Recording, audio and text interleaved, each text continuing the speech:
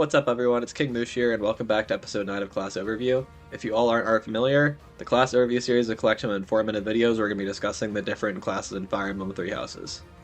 We'll be going over general information about each class, like their certification requirements, stats, abilities, and their overall strengths and limitations to determine their viability and what units are a good fit for each class.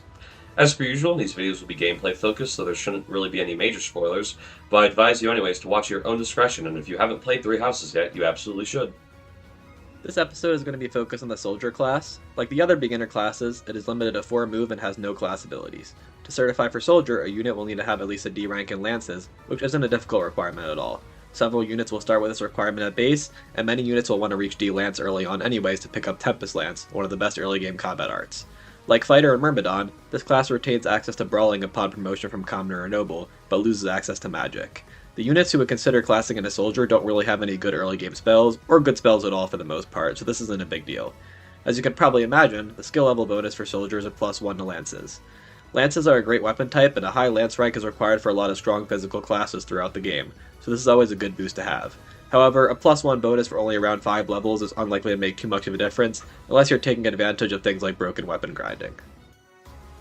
As a beginner class, the stats of Soldier aren't very impactful or too noticeable. The base stats are exactly the same as Fighter, while having 1 extra strength compared to Myrmidon, which really doesn't amount to much considering all physical-oriented units start with at least 8 strength or higher. Generally speaking, these bases aren't anything noteworthy, as there is little chance you'll receive any stat increases upon certifying into Soldier. As for stat boost, Soldier provides a +1 to Dex, which barely makes a difference, especially early on compared to the stats like Speed, Strength, Defense, or Magic. Lastly, the growth rates share a lot of similarities with the other physical beginner classes, granting a +10% to HP and a +5% to Charm in exchange for a -5% penalty to Res. Unique growth modifier for Soldier is a 5% in Dex, which once again is not bad to have, but a +5% growth increase to Dex for 5 levels you'll be spending in the beginner class will rarely amount to much across most runs. Mastering Soldier unlocks the equipable ability Defense +2, which obviously increases the unit's defense by 2. This ability is a lot more situational than Strength +2 and Magic +2, but it definitely still has its use cases.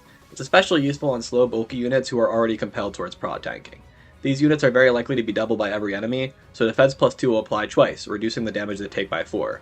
Of course, when using this, you do have to be extra careful to avoid mages since defense is useless against them.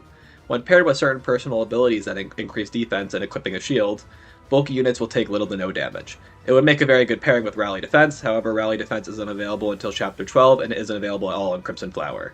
In summary, this is a solid defensive ability that isn't going to be impactful enough to turn a frail unit into a wall, but it will make already strong defensive units better at their job. It's somewhat notable to mention that Defense +2 does stack with Armored Blow, the Armored Lord Mastery skill, and it does increase the damage of the combat art Armored Strike as well.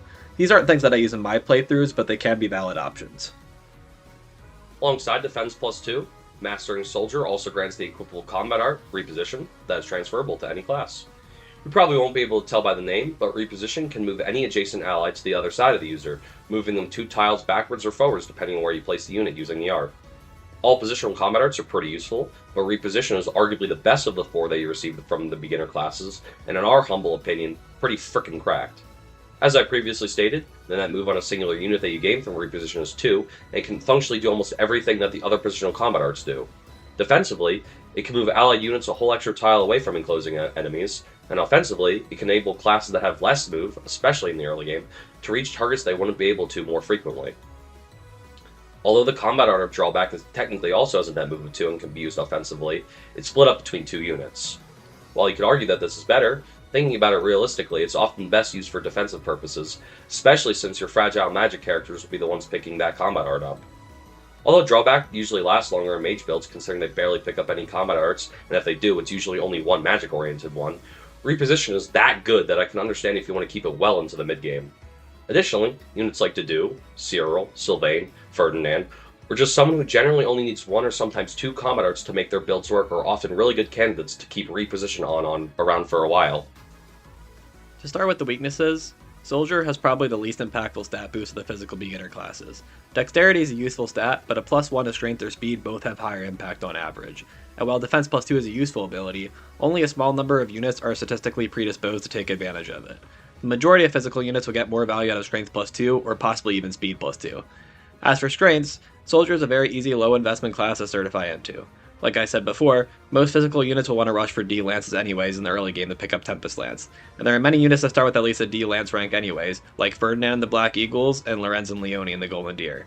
Notably, if you choose the Blue Lions, 3 units will start with at least a D rank, those being Dimitri, Sylvain, and Ingrid, which is nearly half the entire class.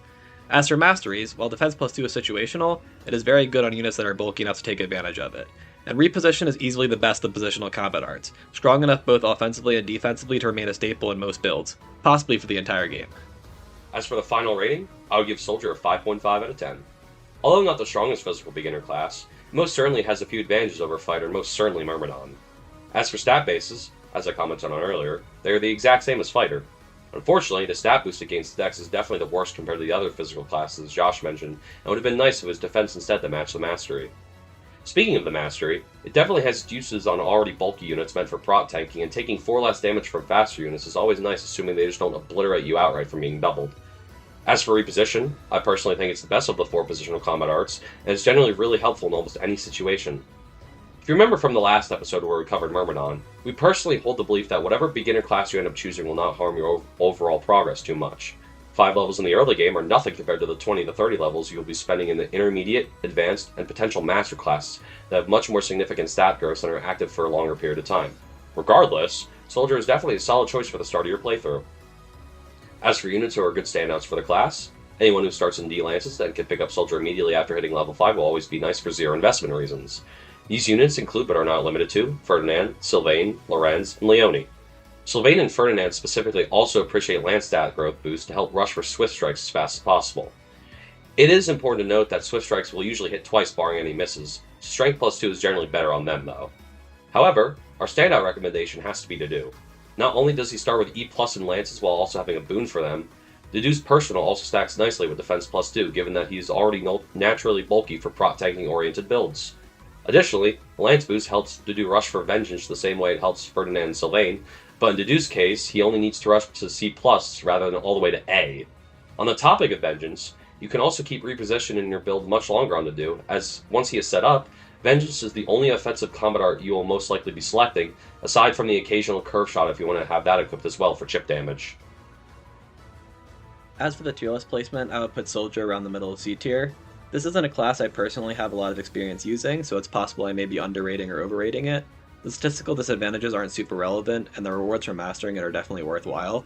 While I do think it's mostly outclassed by Fighter, reposition on its own is more than enough to save Soldier from dropping down to D tier with Myrmidon. That's about all we have to say about the beginner class Soldier. If you like the video or have any thoughts of your own, please leave a like and make sure to comment. I also recommend checking the description if you're not already subscribed to both of our channels. Stay tuned for episode 10 over on JCross's channel, where we'll be discussing the Fighter class.